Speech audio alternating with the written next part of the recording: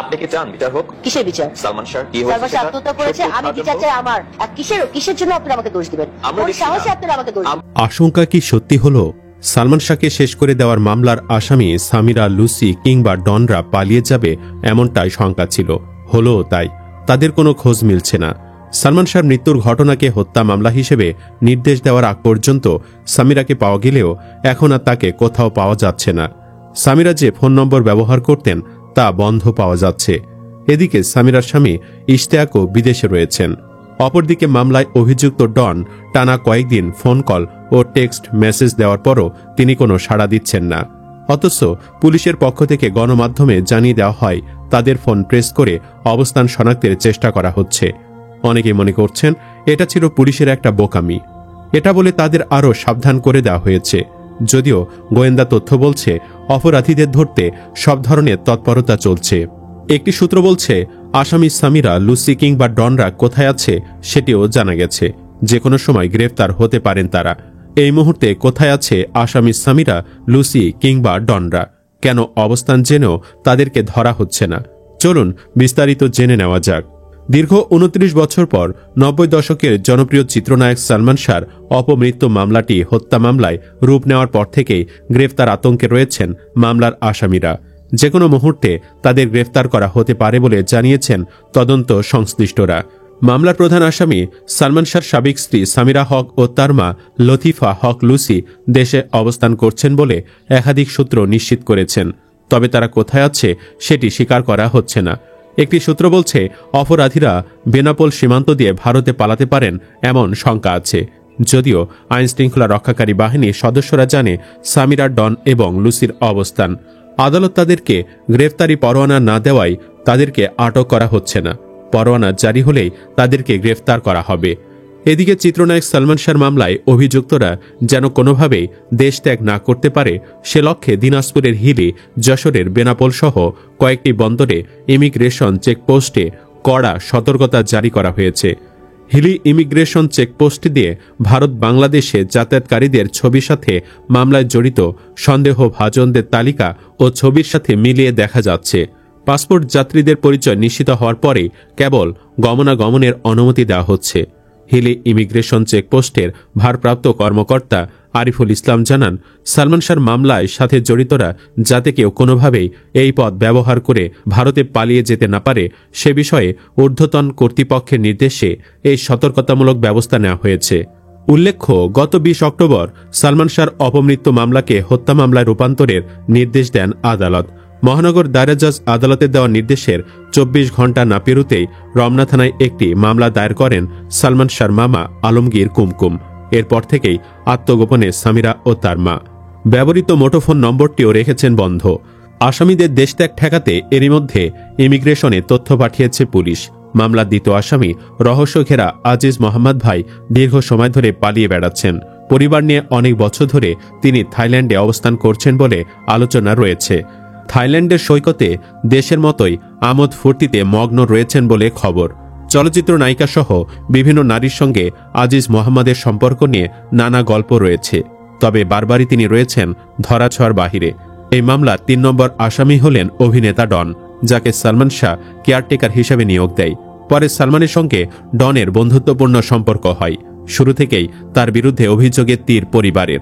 বর্তমানে ডন দেশে অবস্থান করছেন। সালমানের অপমৃত্যু মামলাকে নতুন মামলায় রূপান্তরের পর থেকে ডন নিজ জন্মস্থান বগুড়ায় ছিলেন বলে খবর। তবে তিনিও এখন লাপাত্তা। মাসখানেক আগে ডন সালমান শর্মা নীলা চৌধুরীকে মেরে দেওয়ার হুমকিও দিয়েছিলেন বলে সম্প্রতি তিনি জানিয়েছেন। এ প্রসঙ্গে ডনের সঙ্গে একাধিকবার যোগাযোগের চেষ্টা করা হলেও তার সাড়া পাওয়া যায়নি। এই মামলার বাকি আসামিরা বিদেশে পালিয়ে আছেন বলে জানা গেছে। 90 দশকের জনপ্রিয় চিত্রনায়ক সালমান শাহর চলে যাওয়াটা আজও যেন এক অমীমাংসিত অধ্যায়। অনেকের হৃদয় আজও প্রশ্নটা কাটার মতো বিধে আছে, এটা কি কেবলই অপমৃত্যু ছিল?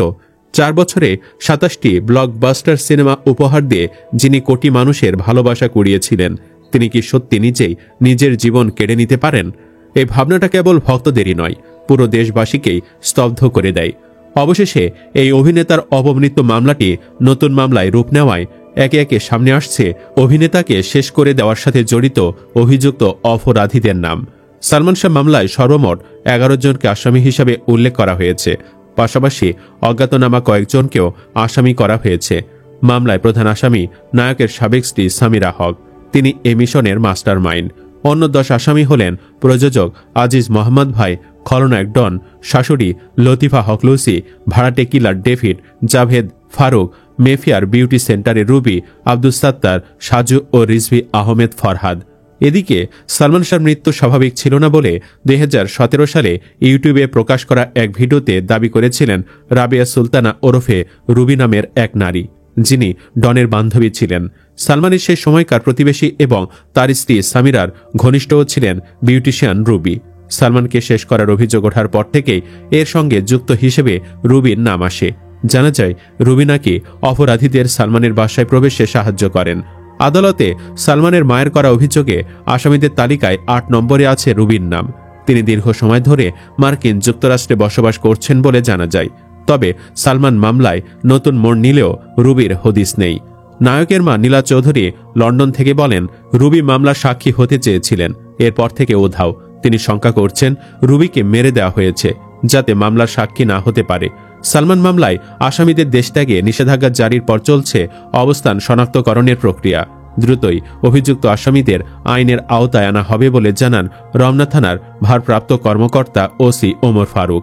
2-1 দিনের মধ্যে দেশে থাকা আসামিদের গ্রেফতার করা হবে বলে তদন্ত সংশ্লিষ্ট সূত্রে জানা গেছে। তথ্য প্রযুক্তির সহায়তায় মোবাইল ট্র্যাকিং সহ বিভিন্ন পদক্ষেপে তাদের বিরুদ্ধে ব্যবস্থা নেওয়া হয়েছে বলে জানা যায়।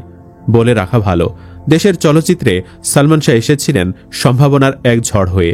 90-এর দশকে যখন সিনেমার মানে ছিল একই গল্প, একই মুখ, একই সংলাপ, তখন তিনি যেন হন এক নতুন ঝড়ের আবির্ভাব। তার স্টাইল, কথা বলার ধরন, তার আধুনিক দৃষ্টিভঙ্গি সবকিছুতে ছিল এক ভিন্নতা। কিন্তু দুর্ভাগ্যজনকভাবে এটি হয়তো তার বিরুদ্ধে গড়ে ওঠা এক অদৃশ্য চক্রান্তের জন্ম দিয়েছিল। বাংলাদেশের চলচ্চিত্র ইতিহাসের অন্যতম প্রতিভাবান, জনপ্রিয় ও সফল এই অভিনেতার সিনেম্যাটিক এই প্রয়াণ তাই আজও আলোচনার বিষয়। 1996 সালে 6 সেপ্টেম্বরের সেই সকালটা দেশের চলচ্চিত্র ইতিহাসের সবচেয়ে বিষাদময় সকাল। সালমান শাহর অবিশ্বাস্য মৃত্যুর খবর ছড়িয়ে পড়ার সঙ্গে সঙ্গেই যেন পুরো দেশ থমকে গিয়েছিল। কেউ ফিসফিস করে বলল অপমৃত্যু, কেউ দাবি করল পরিকল্পিত ঘটনা, আবার কেউ একে বলল সাজানো নাটক। কিন্তু সেই আসল সত্যটা আজও অন্ধকারে ঝুলে আছে। 29 বছর পেরিয়ে গেছে সেই শোকের সকাল থেকে। সময় তার নিজস্ব গতিতে এগিয়েছে, নতুন প্রজন্ম এসেছে, কিন্তু সালমান শাহ আজও বেঁচে আছেন পর্দার ওপারে। তার হাসি, তার মায়াবী চোখ, তার প্রতিটি সংলাপ আজও মানুষের মন ছুঁয়ে যায়। অবশেষে এত দীর্ঘ অপেক্ষার পর সে রহস্যময় মৃত্যুর সঙ্গে জড়িত সন্দেহভাজনদের বিচার প্রক্রিয়ার মুখোমুখি করা হচ্ছে। হয়তো এটাই ইতিহাসের সবচেয়ে দেরিতে হলেও সবচেয়ে প্রত্যাশিত বিচারগুলোর মধ্যে একটি হতে যাচ্ছে। যদিও সালমানের পরিবারের সদস্যদের শঙ্কাও আছে, শেষ পর্যন্ত কি সালমান সঠিক বিচার পাবেন, নাকি প্রতিবারের মতো আবারও কোনো সুতোয় মামলাকে ভিন্ন খাতে প্রবাহিত করা হবে। এতদিন সালমান শর্মা একা লড়েছেন, এখন গোটা দেশবাসী তার পেছনে দাঁড়িয়েছেন। ধারণা করা হচ্ছে এবার আর রক্ষা পাবে না ঘাতকরা। সুপ্রিয় দর্শক, আপনি কি চান এখনই যেন গ্রেফতার করা হয় ডন সামিরাদেরকে?